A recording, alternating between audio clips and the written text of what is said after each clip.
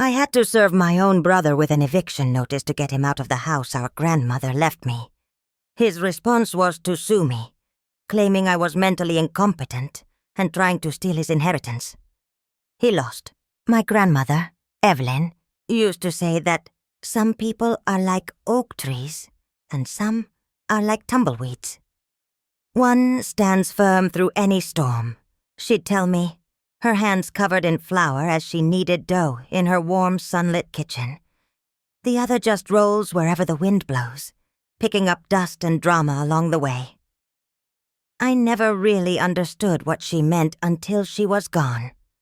Now, I understand it all too well. My brother Leo is a tumbleweed, and I was the oak he was trying to knock over. It all started not with a fight, but with a silence.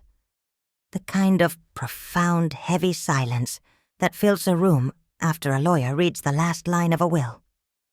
We were gathered in the stuffy, wood-paneled office of Mr. Harrison, my grandmother's lawyer for over 40 years. He was a kind man with sad eyes, who looked at me, my brother Leo, and his wife Vanessa, with a sort of gentle pity. He read Grandma Evelyn's last will and testament in a calm, steady voice. The monetary assets were to be split evenly. Her jewelry, her photographs, her personal effects, all divided between us. It was fair. It was expected. And then he got to the final, most significant asset.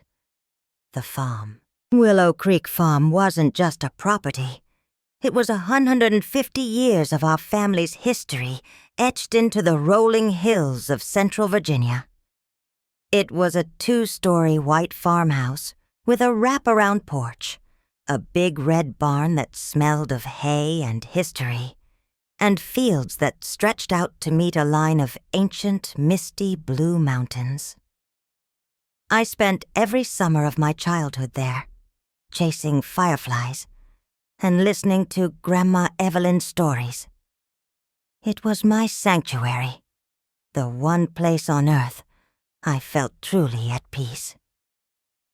I lived in Chicago now, working as an architectural historian, a world away from that quiet, rural life. But the farm was in my bones. Leo and Vanessa lived just 30 minutes from the farm. They were always checking in on Grandma, which, in retrospect, felt more like surveillance. Leo was my older brother, a man who had the charm of a seasoned salesman, but the follow-through of a leaky faucet. His wife, Vanessa, was a woman who seemed to be perpetually disappointed that life hadn't handed her a winning lottery ticket yet. They saw the farm not as a home, but as a commodity, an asset, a prize to be won. Mr. Harrison cleared his throat, adjusting his glasses. And as for the property known as Willow Creek Farm, including the farmhouse, all outbuildings, and the surrounding 100 acres of land, Evelyn has bequeathed it, in its entirety, to her granddaughter, Clara. The silence in the room wasn't just quiet. It was a vacuum. It sucked all the air, all the warmth, all the civility out of that small office. I felt my own breath catch in my throat, a mix of shock and a deep, gut-wrenching sense of responsibility. I looked at Leo. His face, usually so animated and full of easy smiles, had gone completely blank. His knuckles were white where he gripped the arm of his chair. Vanessa's mask of polite sympathy had shattered, revealing a face of pure, unadulterated fury. Her eyes darted from the lawyer to me, sharp and venomous. "What?" Vanessa's voice was a harsh whisper. That can't be right. There must be a mistake." Mr. Harrison shook his head slowly. "There is no mistake, Vanessa. Evelyn was very clear in her instructions. She signed this will off sound mind and body just 6 months ago. But we were the ones here." Leo finally spoke, his voice tight with suppressed rage. We took care of her. We drove her to appointments. We were here every holiday. Clara was off in the city playing with her buildings. The jab was meant to hurt, to diminish me, to paint me as the distant, uncaring granddaughter. But I knew the truth. My weekly, hours-long phone calls with Grandma Evelyn. The trips I made back 4 times a year, not out of obligation, but because I craved her company. I knew that their care often consisted of dropping off groceries and then complaining about the price of gas. I tried to be the peacemaker. It was a role I had played my entire life. Leo, Vanessa, we can figure this out, I said softly. I don't plan on selling it. We can talk about how you can still use it. Maybe you could manage the land. We could manage it? Vanessa laughed, a bitter, ugly sound. It should be ours. What is a city girl like you going to do with a farm? It's a burden.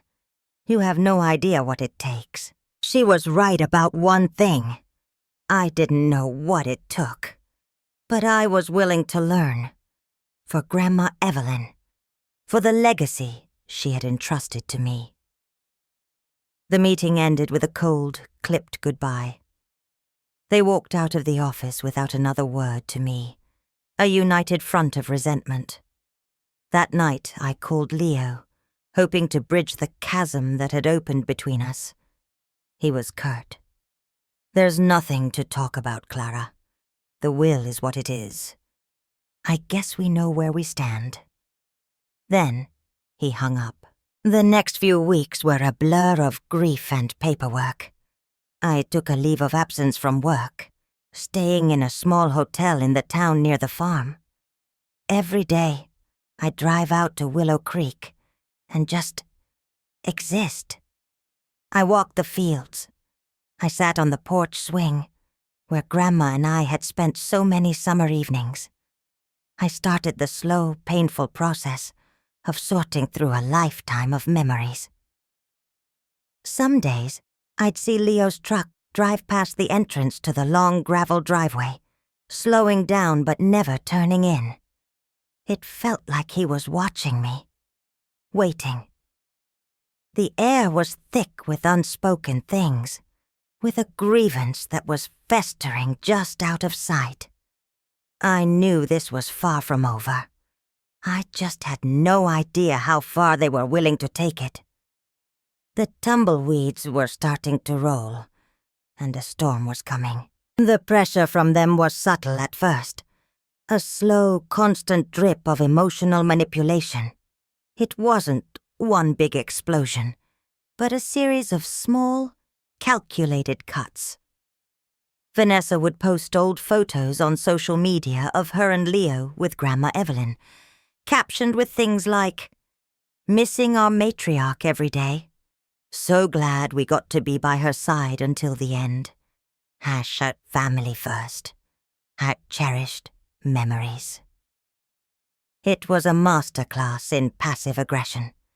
Every post was a public declaration of their sacrifice and a silent accusation against me, the absent one who somehow reaped the reward. Friends and distant relatives who knew nothing of the will's details would comment, "You two were such a blessing to her," and "She was lucky to have you so close." Each comment felt like a tiny stone being thrown at me. Leo started calling. Not to yell, but to reason with me. His tone was drenched in false concern. "Clara, I've been thinking," he'd begin. "This farm is a huge responsibility. The taxes alone are going to kill you. And the upkeep, you're in the city. You can't manage it from there. It's just not practical." He'd paint a picture of decay and financial ruin, positioning himself as the savior. Vanessa and I were talking. The most sensible thing, the thing that would honor Grandma's memory, is for us to take it over. We can pay you a small amount. You know, for your share.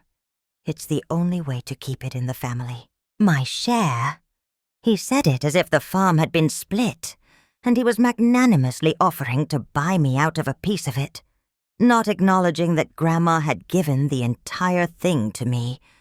I held my ground, politely but firmly. "Leo, I appreciate the offer, but I'm not selling, and I don't need you to take it over. I'm making arrangements." His voice would turn cold. "What arrangements? You're going to let it rot, aren't you? Or worse, sell it to some developer who'll pave over Grandma's memory and put up a subdivision. Is that what you want?" This was his favorite weapon, accusing me of the one thing he knew would gut me. The idea of destroying Willow Creek was sacrilege. "Of course not," I'd say, my voice trembling slightly with frustration. "I'm looking into options. Heritage trusts, conservation easements. I'm talking to Mr. Harrison about it." "Oh, Mr. Harrison," he'd scoff. "Grandma was old. He probably talked her into it. You know how these lawyers are." The insinuation that I had somehow conspired with the lawyer to manipulate our dying grandmother was vile. It was then that I started to realize they weren't just grieving or disappointed. They were building a narrative, a story, where they were the devoted, wronged heroes, and I was the cold, opportunistic villain. I had to return to Chicago for 2 weeks for a critical project at work that couldn't be postponed any longer. I hired a local man, a neighbor named George who had known my grandmother for 50 years, to keep an eye on the place. I packed my bags with a sense of unease, a knot tightening in my stomach. The night before I left, I drove out to the farm one last time. The house was dark and silent under a blanket of stars. I locked the front door, the old heavy bolt sliding into place with a definitive thud. It felt like I was locking away a part of myself for safekeeping. The 2 weeks in Chicago were a stressful blur. I threw myself into my work, trying to push down the anxiety that hummed just beneath the surface. I checked in with George every other day. "All quiet, Clara," he'd say in his gravelly voice. "Leo's truck has been by a few times, but they ain't stopped." The last time I spoke to him, 2 days before my return, he said the same. All quiet. Too quiet. My flight landed late on a Friday night. I was exhausted but anxious to get back to the farm, to the quiet solitude of Willow Creek. I rented a car and drove the 2 hours from the airport, the city lights giving way to the dark, winding country roads I knew so well. It was nearly midnight when I turned onto the long gravel driveway. And that's when I saw it. The house wasn't dark. Lights were blazing in the downstairs windows, spilling out onto the porch. My heart hammered against my ribs. Had I left them on? Was it George? I parked the car and walked towards the house, my footsteps crunching on the gravel. A cold dread washed over me. Something was wrong. The front door, the one I had so carefully locked, stood slightly ajar. I pushed it open. The air inside didn't smell like Grandma's house anymore. It smelled of stale beer and some cheap floral air freshener. And then I heard it. Laughter. It was Vanessa's high, shrill laugh, coming from the living room. I stepped into the doorway of the living room, and the world tilted on its axis. Leo was slouched on Grandma's antique Victorian sofa, a beer bottle in his hand, his feet propped up on her hand-carved cherry wood coffee table. Vanessa was there too, scrolling on her phone. They had moved in. Their boxes were stacked in the corner. Their coats were thrown over the rocking chair. They had taken my sanctuary and turned it into their frat house. They looked up, and for a second there was a flicker of panic in their eyes. But it was quickly replaced by a defiant arrogance. Leo slowly swung his feet off the table and stood up. "Clara," he said, his voice casual, as if he'd been expecting me. "You're back early. What is this?" My voice was barely a whisper. "What are you doing in my house?" Vanessa stood up, placing her hands on her hips. Her face was a hard mask of defiance. "Our house, you mean? We're just protecting the family legacy. Someone has to." "You broke in," I said, the shock giving way to a hot surge of anger. "I locked that door." Leo shrugged, a lazy, infuriating gesture. "The kitchen window latch has always been loose. Grandma never got it fixed. We're family, Clara. We don't need an invitation." I looked around the room, my eyes stinging. They had taken down Grandma's watercolor paintings and replaced them with a giant flat-screen TV. Her collection of antique books was gone from the shelves, replaced with Vanessa's magazines.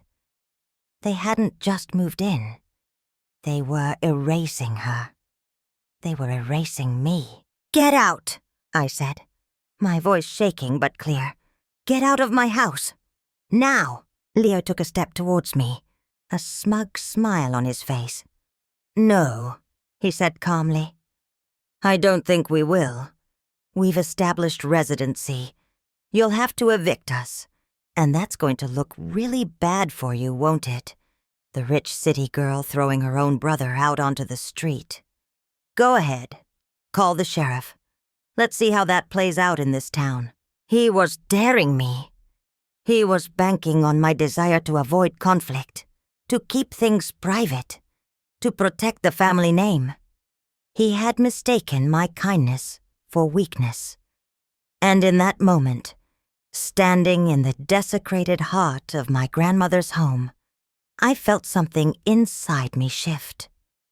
The part of me that always tried to smooth things over, to find the compromise, just died. The oak tree was done bending. He had no idea the storm he had just unleashed. I didn't scream. I didn't cry. I didn't give them the satisfaction of a dramatic scene. I just stared at my brother, at the smug, entitled look on his face, and I felt a cold, terrifying clarity wash over me. He had planned this.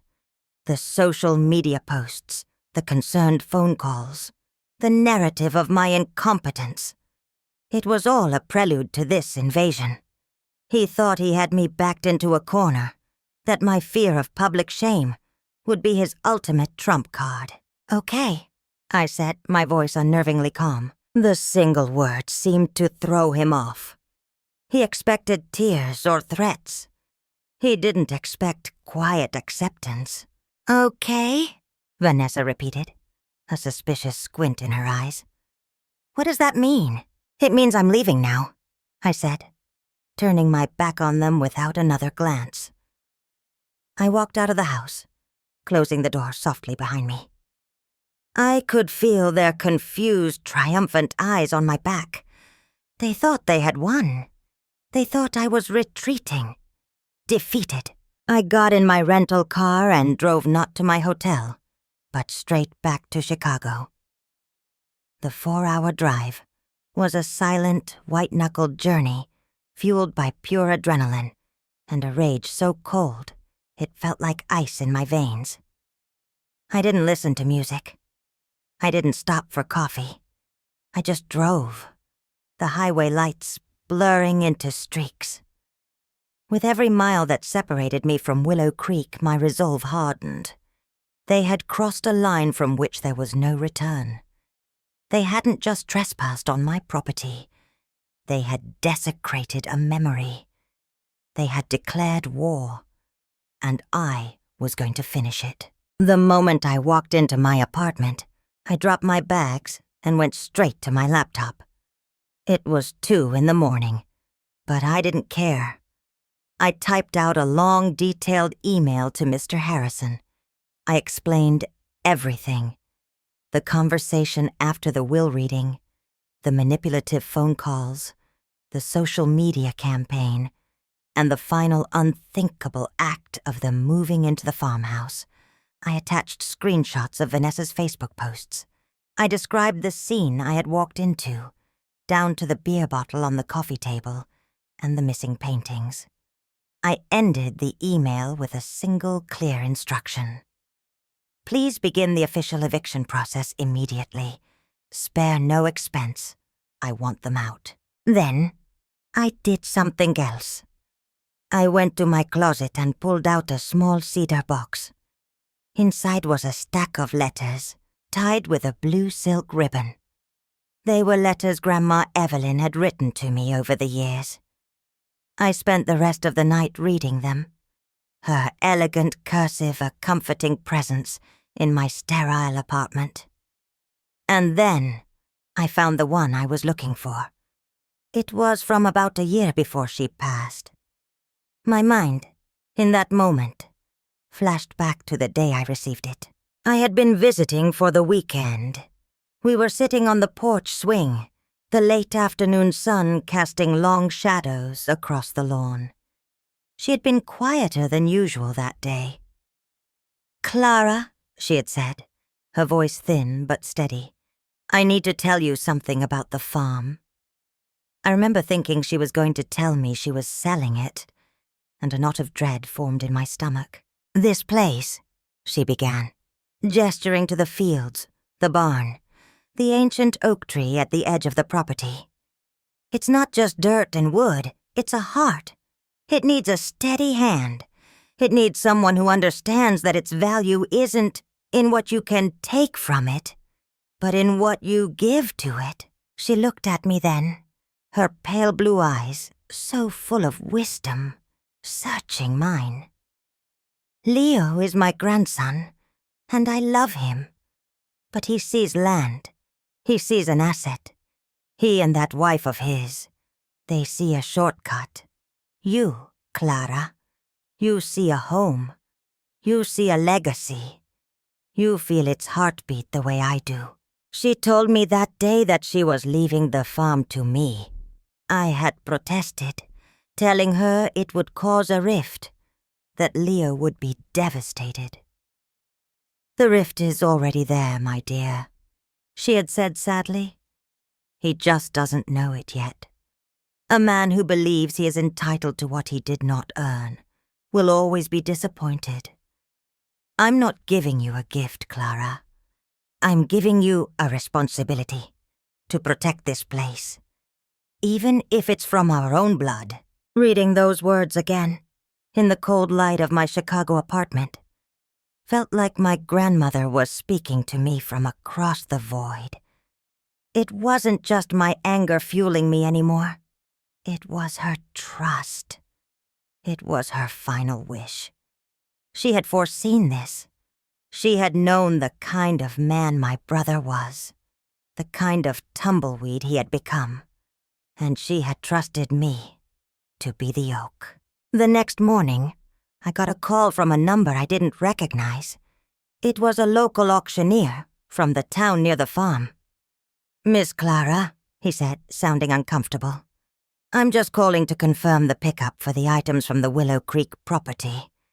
Your brother, Leo, said you authorized the sale of several antique pieces to make room for his furnishings." My blood ran cold. They weren't just living there. They were selling my grandmother's history. My history. "What items?" I asked, my voice dangerously level. He listed them off. A hand-carved mahogany sideboard. A set of silver candlesticks that had been a wedding gift to my great-grandmother. The grandfather clock that had chimed on the hour in that hallway for a century. "Do not, under any circumstances, touch or remove a single item from that property," I said, my voice hard as steel. "Those items are not for sale. They are stolen property. You have been misinformed by a man who is trespassing illegally. If you proceed, I will hold your company legally liable for trafficking in stolen goods." There was a stunned silence on the other end of the line. Then, a stammered apology. I hung up the phone, my hand shaking with a fury so profound it felt like it was going to burn me up from the inside out. This was no longer just about a house. This was about erasure, annihilation. They were trying to wipe away every trace of my grandmother that didn't fit their narrative, every piece of a legacy that wasn't theirs. And I was going to stop them. The eviction notice was served by the county sheriff 3 days later. Mr. Harrison had handled it with swift, brutal efficiency. I wasn't there to see it, but I heard about it from George, my neighbor. "Lord have mercy, Clara," he'd said over the phone. "You would have thought the world was ending. Vanessa was screaming on the porch about you being a monster. Leo tried to argue with the sheriff, puffing his chest out. The sheriff just looked at his paperwork and told them they had 30 days to vacate the premises, or they would be removed by force. The whole neighborhood heard it. The public humiliation I was supposed to fear had come to pass. But it was their humiliation, not mine. They had gambled and lost, and now their dirty laundry was flapping in the wind for the entire town to see. That night, my phone rang. It was Leo. I let it go to voicemail. He called again and again. On the 5th try, I answered, putting the phone on speaker and hitting record. "What the hell did you do?" His voice was a raw, guttural roar, distorted by rage. "I did exactly what you told me to do, Leo," I replied coolly. "I'm evicting you. You sicked the cops on your own family. On me," he screamed. "Do you have any idea what you've done? Everyone is talking. You've humiliated us. You humiliated yourselves the moment you broke into my house and started selling off Grandma's belongings." I shot back. Vanessa grabbed the phone. "You are a cold, heartless bitch," she shrieked. "We were trying to protect this family's legacy from you. You were just going to let it fall apart. This is what we get for caring. This is the thanks we get." The victim narrative was so ingrained, so automatic, they probably believed it themselves. "Caring?" I laughed, a sharp, humorless sound. "You call breaking and entering, changing the locks, and auctioning off priceless family heirlooms caring?" "They were just things," Leo yelled, back on the phone. "Things you don't even care about. You don't deserve that farm. You never did. Grandma was a sentimental old fool, and you and that snake of a lawyer took advantage of her." And there it was. The final mask was off. The grief, the concern, the talk of legacy. It was all a lie. All that was left was the raw, ugly entitlement of a man who believed the world owed him everything. "You have 30 days, Leo," I said, my voice dropping to a near whisper. "If you, or Vanessa, or one single item you brought into that house is still on my property on the 31st day, I will have the sheriff drag you out in handcuffs. Are we clear?" I didn't wait for an answer. I hung up the phone and blocked his number. I blocked Vanessa's number. I blocked their social media profiles. I built a wall of silence. A fortress they could no longer penetrate with their rage and their poison. The battle was over, but the war had just entered a new, uglier phase. I knew they wouldn't go quietly. Tumbleweeds never do. They just pick up more dirt and keep rolling, determined to spread their chaos wherever they go. The 30-day eviction period was the longest month of my life. It was a cold war, fought through proxies and whispers. The social media campaign went into overdrive. Vanessa's posts became more and more melodramatic. She wrote about the pain of being betrayed by your own blood and the tragedy of a family torn apart by greed. She never used my name, but she didn't have to. In their small town, I was now a certified villain, the cruel, wealthy city dweller who had thrown her salt-of-the-earth brother and his wife out of their ancestral home. Distant relatives I hadn't spoken to in years started sending me messages on Facebook. "Clara, I'm so disappointed in you. Your grandmother would be ashamed. Family is everything. You need to forgive and forget." Each message was a small paper cut, a reminder that their lies were working. They were successfully painting me as the aggressor. They completely omitted the part about them illegally occupying my house and trying to sell my inheritance. In their version of the story, they were the victims. Pure and simple. I ignored it all. I forwarded the nastiest messages to Mr. Harrison to add to our file, and then I deleted them. Arguing with them would be like wrestling with a pig in mud. I'd just get dirty, and the pig would enjoy it. My silence seemed to enrage them even more. On the 30th day, George called me. "The vultures have flown the coop," he said. "They packed up a U-Haul this morning. Left a real mess from the looks of it. A wave of relief so profound, it almost buckled my knees, washed over me. It was over. I had won. I booked a flight for the following weekend, ready to go back and reclaim my sanctuary, to begin the process of healing and cleaning, both literally and figuratively. When I arrived at Willow Creek, the reality was worse than George had described. They hadn't just left a mess. They had left a scar. The house was empty of their things, but it felt violated. There were scuff marks on the hardwood floors, a cigarette burn on the mantelpiece, and the whole place reeked of that cheap air freshener and resentment. In the kitchen, they had left a pile of rotting garbage on the floor. In the living room, scrawled in what I prayed was ketchup on the wall, where the flat-screen TV had been, were the words, "Money-grubbing whore." I stood in the center of the room, surrounded by the filth and the hate, and I didn't feel anger. I felt a deep, hollow sadness. This was the work of a child having a tantrum, of someone so consumed by their own perceived victimhood that they had to lash out, to destroy what they couldn't have. I spent the entire weekend cleaning.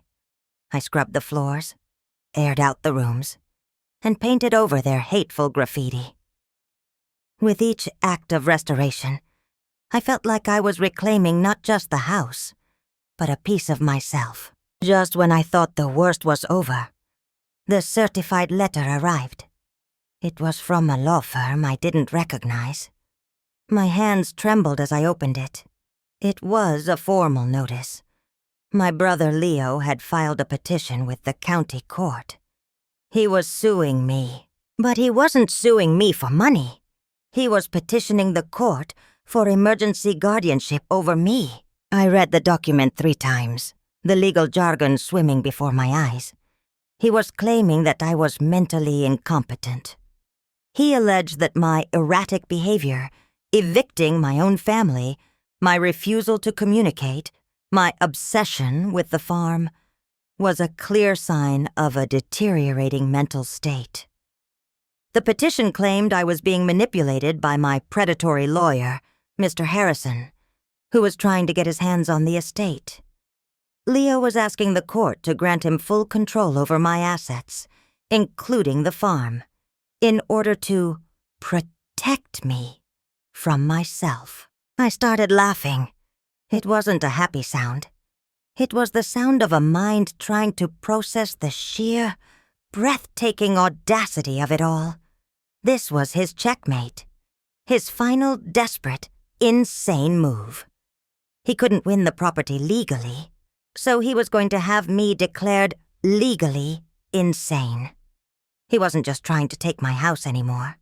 He was trying to take my name, my freedom, my very identity. I immediately called Mr. Harrison. I read the petition to him over the phone.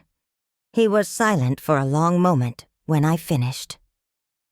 Clara, he finally said, and his voice was no longer that of a gentle family lawyer, but that of a seasoned courtroom brawler. He's not a tumbleweed. He's a scorpion. And we are going to crush him. The hearing was scheduled for 2 weeks later. It felt like an eternity. Leo and Vanessa doubled down on their campaign, this time with a new, somber tone of concern for my well-being. They told family members they were desperately worried about me, that this legal action was a last resort, an act of love to save me from a complete breakdown. It was the most twisted, perverse form of gaslighting I had ever witnessed. They were trying to drive me crazy and then use my reaction as proof that I was. But they had made a critical miscalculation. They assumed I was the same person I was before all this started. The quiet, accommodating girl who would do anything to keep the peace. That girl was gone. In her place was a woman who had been pushed past her breaking point and had come out the other side forged in fire. We walked into the small, drab courtroom that day, and I saw them sitting at the plaintiff's table with their lawyer. Leo wore a suit that was slightly too tight, a pained, solemn expression carefully arranged on his face. Vanessa sat beside him, dabbing at her dry eyes with a tissue. They looked like concerned, grieving family members. They were performing. Their lawyer stood up and began his argument, painting a picture of me as a fragile, unstable woman who had suddenly come into a large inheritance and was not equipped to handle it. He spoke of my isolation, my hostility towards my loving family, my paranoid belief that they were trying to harm me. When it was Mr. Harrison's turn, he stood up slowly. He was a tall man, and in that moment, he seemed to fill the entire room. "Your Honor," he began, his voice calm and resonant. "What we have here is not a case of mental incompetence. What we have here is a textbook case of malicious prosecution, born from greed and entitlement." And then he began. He laid out the entire story, piece by piece, with chilling precision. He presented the will. He presented the eviction notice. He presented the photographs I had taken of the house after they left, the garbage, the burn mark, the graffiti on the wall. The judge's expression grew sterner with each photo. Mr. Harrison then called his only witness. It wasn't me. It was the auctioneer. He testified under oath that Leo had contacted him to sell items from the property, claiming he had my permission.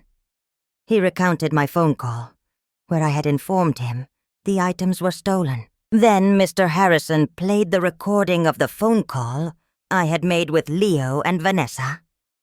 The judge listened impassively as my brothers screamed threats and my sister-in-law's venomous insults filled the quiet courtroom. Leo's face went from pale to beet red. Vanessa stared down at the table, her performance of the grieving sister utterly shattered. Finally, Mr. Harrison presented his last piece of evidence. It was a detailed financial report he had commissioned on Leo and Vanessa. It showed a mountain of debt, 2 maxed-out credit cards, a second mortgage on their house, and a failed business venture that had cost them nearly everything. Their motive was laid bare for the court to see. It wasn't concern. It was desperation. "Your Honor," Mr. Harrison concluded, turning to look directly at my brother, "the only person in this room suffering from a delusion is Mr. Miller. He is delusional enough to believe that he can break the law, defame his sister, and manipulate this court to steal an inheritance he was not given. His petition is not just baseless. It is an act of profound cruelty. The judge looked at Leo. His eyes were like chips of ice. Mr. Miller, do you have anything to say for yourself? Leo stood up, stammering. Your Honor, she's twisting everything. We were just trying to help. The judge held up a hand, silencing him. Petition for guardianship is denied, with prejudice, which means you can never file it again. He wasn't finished.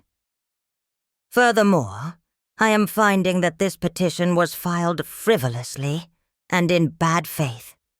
I am ordering you, Mr. Miller, to pay for all of Ms. Miller's legal fees associated with this case. And I am strongly cautioning you and your wife against any further contact with your sister. Am I understood? Leo just nodded, his face ashen.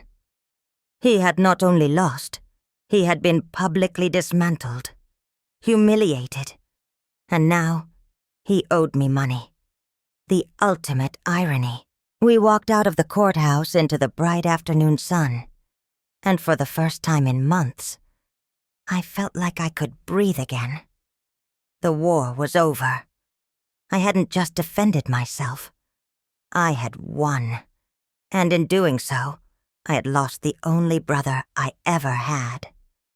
But I realized, with a sad sort of peace, that I had actually lost him a long, long time ago. I just hadn't been willing to admit it until now. The silence that followed the court case was absolute. It was a true, deep silence, not the tense, watchful quiet from before. My brother and his wife vanished from my life as if they had never existed. Their social media went dark. The flying monkeys from the extended family retreated back to their trees. The finality of the judge's ruling had been a bucket of cold water on their bonfire of self-righteousness. There was no more narrative to spin. The facts had won. Mr. Harrison sent them the bill for my legal fees. They paid it without a word. It was a little over $10,000. The check arrived at his office, and he forwarded it to me. I deposited it without ceremony. It wasn't a victory prize. It was a reimbursement for a battle I never wanted to fight. I spent the next year commuting back and forth between Chicago and Willow Creek, pouring my salary, my time, and my soul into bringing the farm back to life. I hired local craftsmen to repair the floors and restore the woodwork. I found a landscape architect who specialized in native plants to help me rejuvenate the gardens Grandma had loved so much. I learned about crop rotation and soil health. The farmhouse, once a place of violation and conflict, slowly transformed back into a sanctuary. My sanctuary.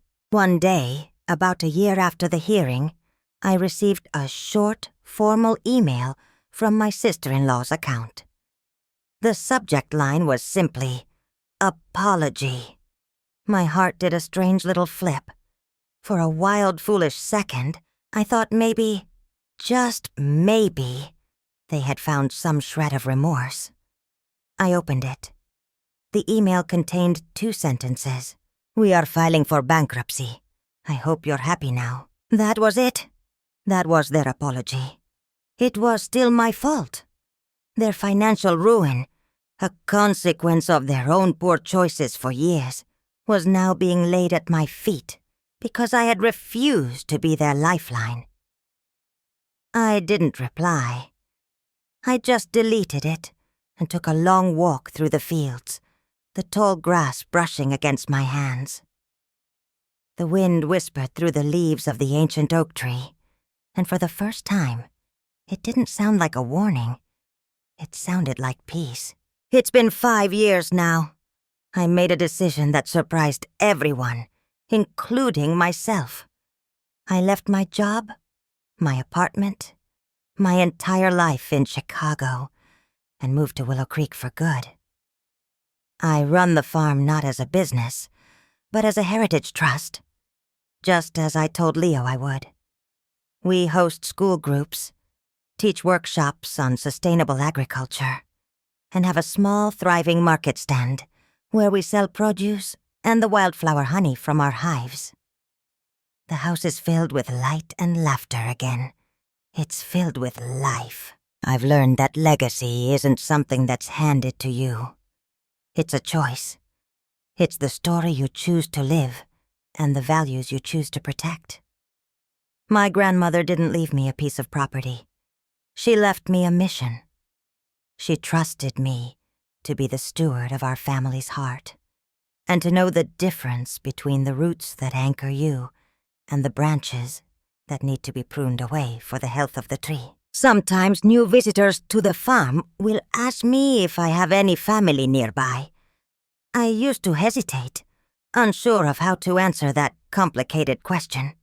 Now, I just smile and point to the people around me, the neighbors, the friends, the volunteers who help me work the land.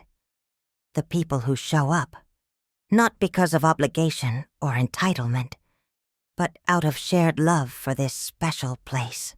This is my family, I say, because family isn't about blood. It's about who stands with you in the storm.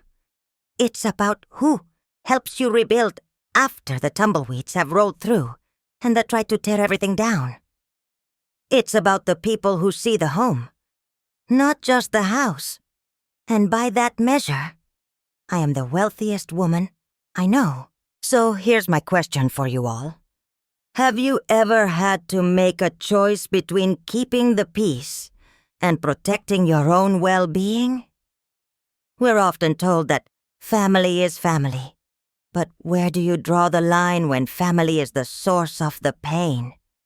I'd love to read your stories and your thoughts in the comments below. Your experiences matter, and sharing them helps us all feel a little less alone in these complicated battles. Thank you for listening.